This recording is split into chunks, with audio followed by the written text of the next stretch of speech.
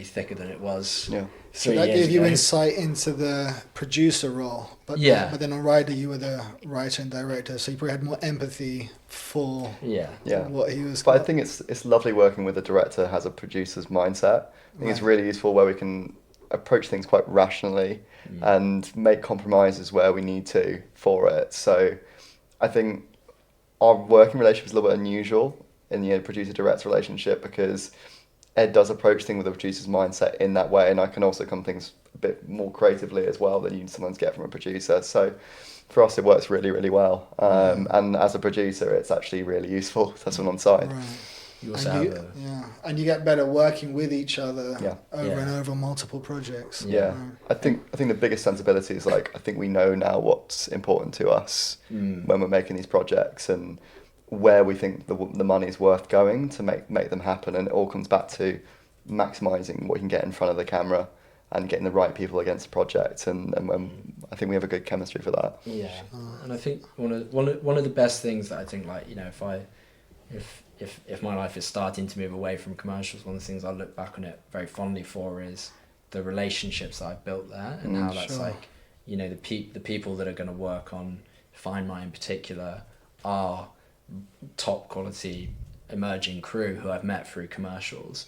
And they might owe me a favour or two from like a nice job that we've worked on, or they might just like me and, you know, want to work on the project. But Sure. you know, it's kind of it's put me in the industry in quite a central position where, like, you know, you're the person with the phone numbers and you can like ring Right. people up, and you know, I think Cause that's who is it that's normally pulling together everybody? Is it the producer or the director or combo? a bit of It's a mix both. of both, yeah. So Yeah. producers, some people say it's the CEO of a project in a sense for that, because you're essentially the person coordinating the talent, the budget, the script, and making it all sort of fit together in a sense. But directors will often have the relationships you need to pull on in what we need. So Ed's got some fantastic people we're pulling on for Find My, which is great, and it means that we can establish a really exciting project from that script because it's based on the people you have.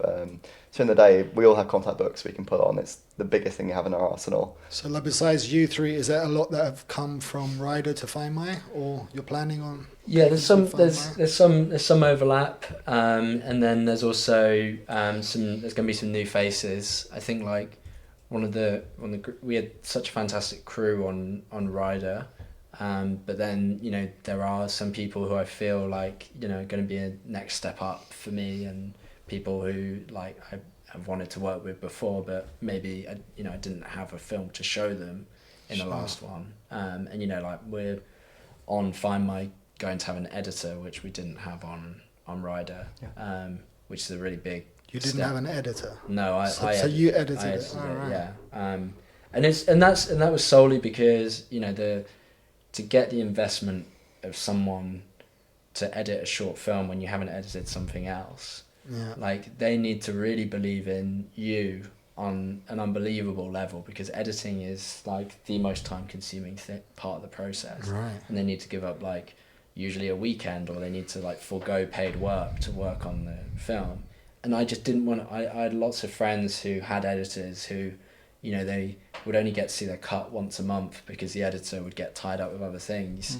And I just didn't want that frustration. I was like, I'd rather just have complete control and accept some of the losses that come with that, you know, the objectivity that you get from an editor. Okay, you lose that. But So it's good to have someone outside to look at it with fresh eyes. Exactly. And then they just cut it how they want. And also it's another voice, you know, Yeah. like it's another voice in the process. So you end up with someone who challenges you, but also might do things that you never thought of. You know, they'll be bringing something to the ideas of the film that makes it different and hopefully elevates it. And the pacing and all that. Yeah. Right, yeah. And they're cutting it to the music and everything, right? Yeah. That's interesting. Yeah. Well, I always do respect someone that's written, directed, and then cut it as well. Then it's like, you know, I always think of Louis C.K. has done quite a lot of that in some of his productions, and he's like written it, directed, acted, and then edited it as well. So I'm like, wow, that's pretty cool. Like full package from one guy. Yeah. So what makes your collaboration work?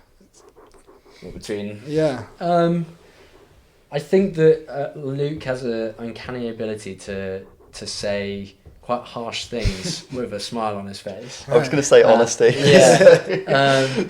And Smart. I think that, like, you know, I all directors are usually trying to push to get their way, and can be like quite, you know, they can get their back up against a wall quite easily with the wrong tone. Like, directors can concede on things.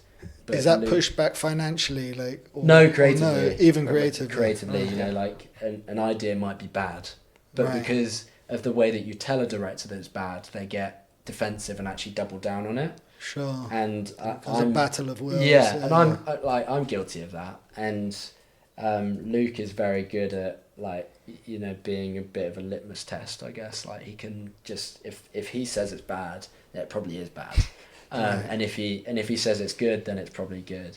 Except sometimes, if he says it's bad and I just really disagree, like, I'll know that it probably, like, actually it's probably something that I want to fight for. It's Like, a you way of know, testing it, really. Yeah. it's a good way of testing it. It's tough because it does. If you've come up with the idea and you like it, and then other people are kind of pushing it back, it can feel like a rejection of yourself. You get emotionally attached to your idea that you birthed or whatever. That's what's so exciting about a film, right? Because you kind of want a bit of a rocket ship together, right? You're going in one direction and you're going to get this thing made, and it's always been in service of the project itself. What's best for the project. Exactly. Best ideas should always rise up, take away the ego if you can. Not all directors see that, right? Yeah. Some directors will approach and go, this is about realising my vision and what I need out of it, but this is in service of the story. And it's even things like, so we used to sit in editing sessions for hours together, right? And we'd watch a scene and then we just feel like something was wrong.